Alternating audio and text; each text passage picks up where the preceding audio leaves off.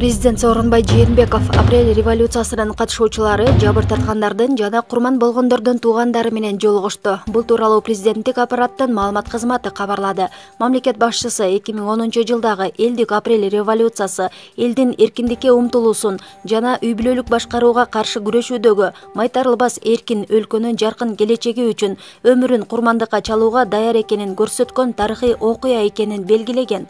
Кайгылуу окуялардын учурунда курман болгондордун ысымдарын жана жаркын элестерин түбөлүккө калтыруу максатында 2020-жылы элдик апрель революциясынын 10 жылдык мааракесин өткөрүү жөнүндө тийиштүү жарлык даярдалууда.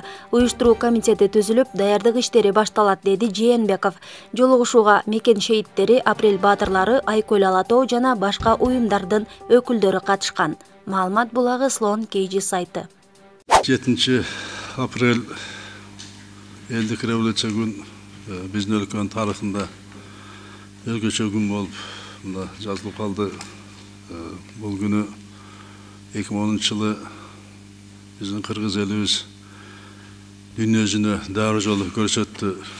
Биз эркиндикти сүйгөн мамлекеттин, элибиздин, балдарыбыздын келечегине кайдыгер карабаган, үй бүлөлүк кыландуу башкаруу болсо, ошо каршы чыга турган, мамлекеттин келечеги үчүн өзүнүн жанын аябаган, керек болсо өзүнүн жанын курмандыкка чала турган эл экенибизди мына дүйнөгө тааныттык.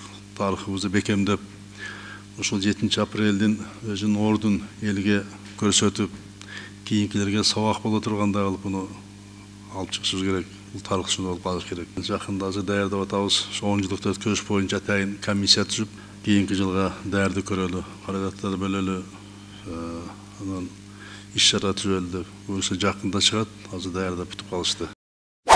Ушул 10 жылдык өткөрүү боюнча ушундай бир чоң масштабтуу указдын долбоору, сиздин жарлыгыңыздын долбоору иштелип чыгып атыптыр.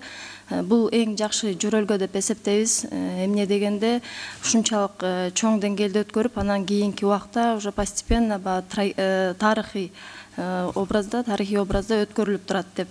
Бул указдын концепциясын колдойбуз, колубуздан келишинче жардам көрсөтөбүз.